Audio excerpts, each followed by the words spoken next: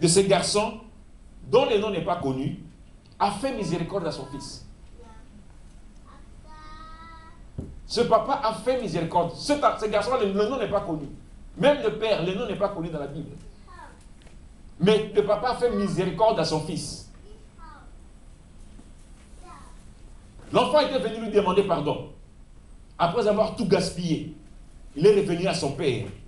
Il a reconnu son péché devant Dieu et devant les hommes. Il s'est même disqualifié dans la liste des enfants de la maison. Juste pour chercher quoi? La miséricorde de son père. Et c'est ça l'attitude que nous, les chrétiens d'aujourd'hui, nous devons avoir. Bien aimé, si votre ami vous demande pardon, pourquoi ne pas le pardonner? Ce papa avait toutes les raisons possibles pour dire non au pardon de son fils. Ce papa pouvait dire que tu as pris de l'argent, tu es allé gaspiller avec les prostituées. Tu as vécu dans le péché. Je ne vais pas te pardonner. Mais il a fait miséricorde à son fils. Mais nous, les hommes d'aujourd'hui, les chrétiens d'aujourd'hui, pourquoi ne pas faire miséricorde à celui qui te demande pardon? Alléluia. Amen. Alléluia. Amen. Cet enfant est revenu à son père. Il a dit non, ne me considère plus comme étant ton fils. Mais considère-moi comme étant un de tes serviteurs. Le papa n'a pas considéré ces mots. Il a dit que j'ai péché devant le ciel et devant les hommes. Pardonne-moi. Bien aimé, quand nous lisons le verset 21, qu'est-ce que cela nous dit? Le verset 21 nous dit que le fils dit à son père, mon père, j'ai péché contre le ciel et contre toi. Le garçon a reconnu qu'il avait fait quelque chose de mauvais. Il avait reconnu. Il est venu devant son père pour s'humilier, pour demander la miséricorde. Et nous, les chrétiens d'aujourd'hui, nous ne voulons pas faire miséricorde. Qu'est-ce que la personne a fait que toi, tu ne peux pas le pardonner? Quel est ce péché que ton frère ou ta soeur a fait que tu ne peux pas le pardonner? Pourquoi est-ce qu'on ne peut pas? Pourquoi avoir des cœurs de pierre au lieu d'avoir des cœurs de chair? Il dit, j'ai péché contre le ciel et contre toi. Bien aimé, en français, on dit, une faute avouée est à moitié pardonnée. Ça, c'est le monde qui dit. C'est la moitié. Ce n'est pas la totalité. Mais que dit la Bible? Si tu confesses par ta bouche et que tu crois dans ton cœur, alors tu seras sauvé. C'est à 100%. La Bible nous dit que si tu confesses par ta bouche, je suis dans Romains 10, le verset 9, si vous voulez, allez le vérifier. Romains 10, le verset 9. Si tu confesses par ta bouche et que tu crois dans ton cœur, alors tu seras sauvé. Donc il n'y a pas de conditions. Je vous ai dit au départ dans l'étude biblique que nous sommes au temps de la grâce. Là où il n'y a pas de conditions. Le monde dit, une faute avouée est à moitié pardonnée. Quand je vais vers mon frère et que je lui demande pardon, il va me pardonner 50%. Mais pas Dieu. Dieu va me pardonner totalité, 100%. Alléluia. Amen. Le garçon a confessé devant son père. Et voyez la réponse de son père. Nous allons maintenant au verset 22. Qu'est-ce que le père a dit? Mais le père dit à ses serviteurs. Regardez bien. Le père ne s'est pas adressé au garçon. Il s'est retourné vers les serviteurs. Il leur a dit. Il dit, apportez vite la plus belle robe et l'en revêtez. Mettez-lui un anneau au doigt et des souliers aux pieds. Alléluia. Bien aimé, si vous lisez le verset 22, le papa a demandé 3 choses à ses serviteurs. D'abord, 1, il y a la robe. Et puis 2, il y a l'anneau. Et puis 3, il y a les souliers. Ça signifie beaucoup. Le papa a demandé 3 choses. Le papa a demandé de très grandes choses pour son fils. Pourquoi? Parce qu'il avait fait miséricorde à son fils. Il avait fait miséricorde à son fils. Il a demandé 3 choses. La robe, l'anneau et les souliers. Et nous allons voir qu'est-ce que cela représente. Ou qu'est-ce que cela signifie. D'abord, vous devez savoir que les garçons n'étaient pas nus. Mais son père a demandé une nouvelle robe pour lui. Pourquoi? Les garçons ne manquaient pas de souliers. Mais son père avait demandé des souliers pour lui. Pourquoi?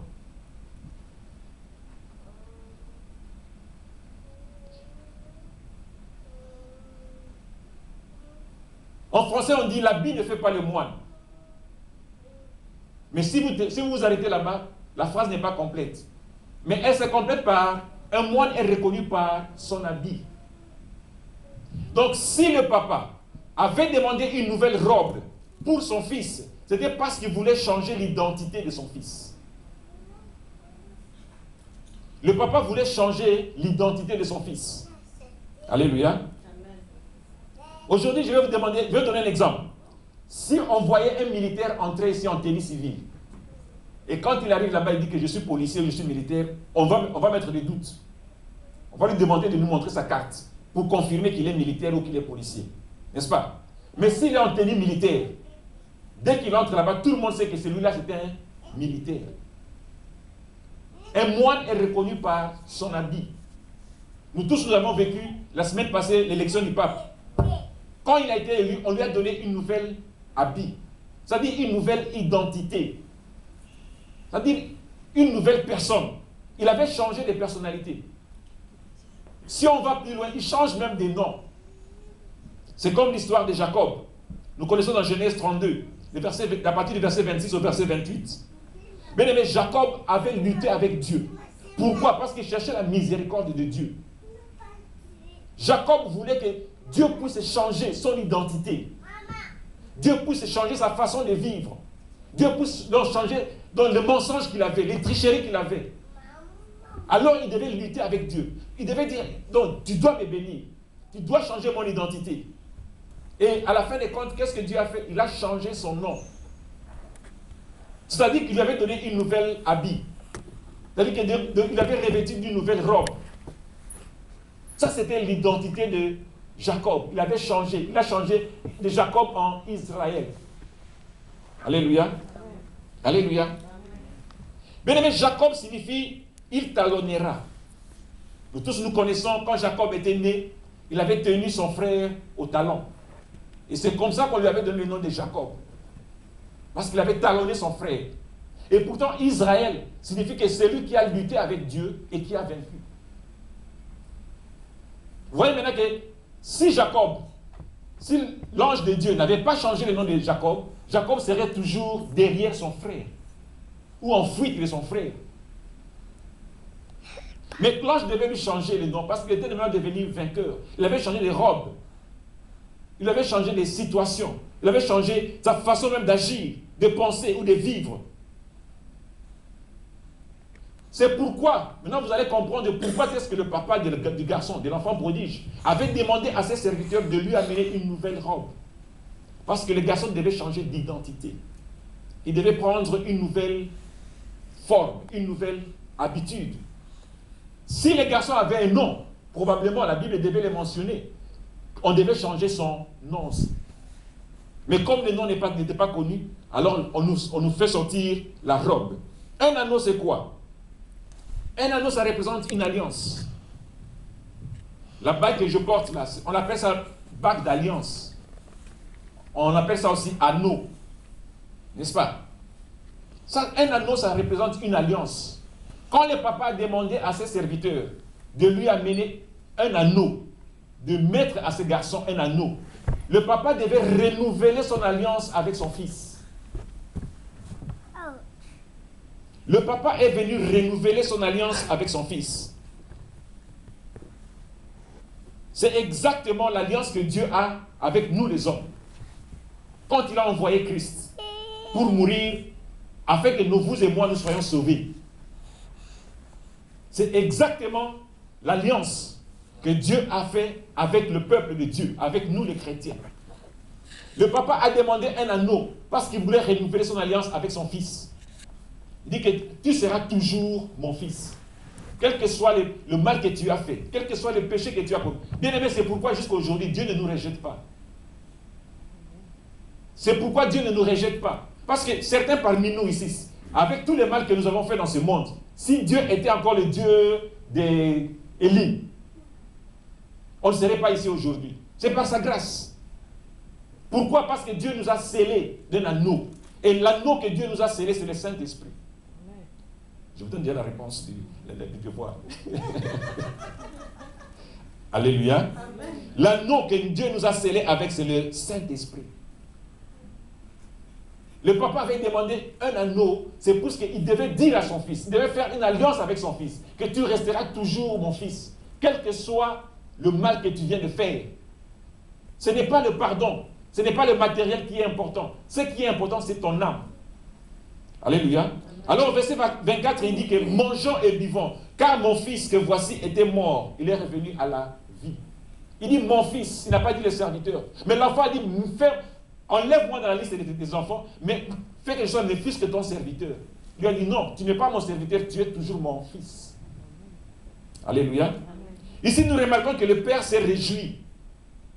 Pourquoi? Parce qu'il avait besoin de l'âme de son fils. Il avait dit que son fils était encore en vie.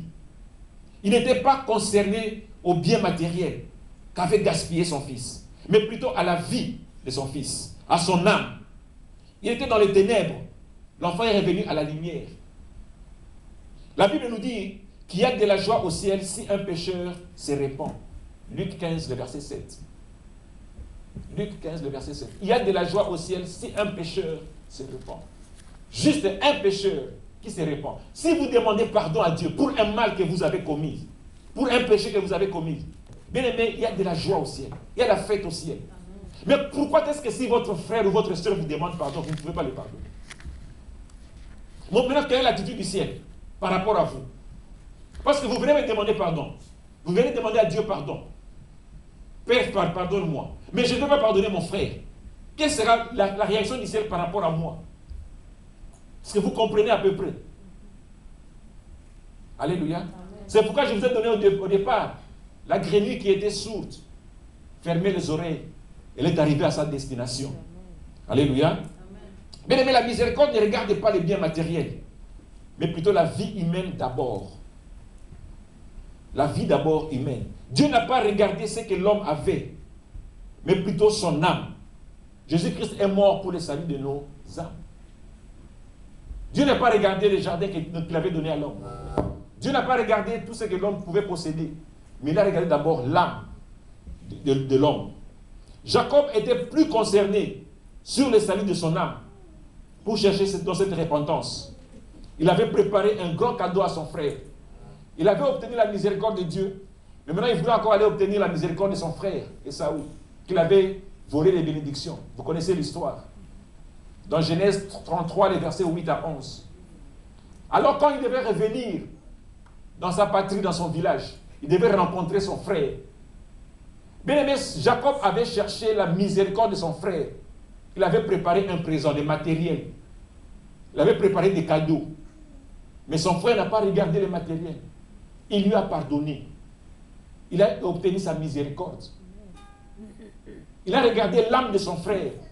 Il a dit que voici mon frère était mort, maintenant il est revenu à la vie. Exactement comme l'enfant prodige. Son père avait dit que mon fils était mort, mais maintenant il est revenu à la vie. Alléluia. Amen. Le frère a eu compassion de son frère. Troisième point, les souliers. On a vu la robe, on a vu l'anneau, mais on a vu les souliers. C'est quoi ça les souliers? Les souliers représentent la protection. Les souliers, ça représente la protection. La protection contre tout. Les problèmes, les maladies, les intempéries, le feu, le froid, tout. Bien aimé, quand vous mettez vos souliers, vous pouvez même marcher sur un feu. Vous pouvez même marcher sur la neige. Vous n'aurez pas de problème. Mais si vous êtes pieds nus, quand vous allez sur la neige, vous allez mettre juste vos pieds comme ça. Alléluia. Amen. Dieu a dit à Moïse, enlève tes souliers, car le lieu sur lequel tu te tiens est un lieu saint. Bien aimé, dans la présence de Dieu, il n'y a pas de sécurité. Lui est lui-même la sécurité. Il a dit à Moïse, enlève tes souliers, parce que ces souliers lui servaient de protection, de sécurité. Alors il a dit, non, devant moi, il n'y a pas de protection. Il n'y a pas de sécurité. Je suis moi-même la sécurité. Je suis moi-même la protection. Alors enlève tes souliers.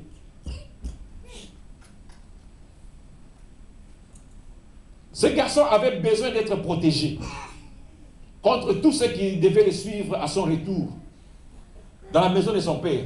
Alors son père lui avait demandé à ses serviteurs de lui amener des souliers. Parce que son père savait que comme mon fils est revenu, il aura des problèmes. Il sera malade, il y aura des ennemis. La preuve en est que son frère, quand son frère aîné est rentré et qu'il avait appris que son frère cadet était de retour, il n'était pas content. Mais il devait être protégé au préalable par son père. Son père savait. Son père avait demandé des souliers pour lui servir de protection. Alléluia. Bien aimé, si nous allons un peu plus loin ou en profondeur, nous dirons que Le Père avait invoqué 3 personnes de la Trinité. Il avait invoqué le Dieu le Père, il a invoqué Dieu le Fils, et il a invoqué Dieu le Saint-Esprit. Pourquoi le Père? Pourquoi Dieu le Père? Parce que c'est Dieu le Père qui donne l'identité. C'est lui qui donne la création. C'est lui qui est dans la création. C'est lui qui donne l'identité. C'est la robe qui ne représente que Dieu le Père. Alléluia. Amen. Pourquoi Dieu le Fils? Dieu le Fils, c'est Jésus-Christ. Jésus-Christ, c'est une alliance, c'est la nouvelle alliance que Dieu a fait avec l'humanité, avec l'homme. C'est ça qui représente l'anneau, qui est Dieu le Fils. Jésus-Christ symbolise le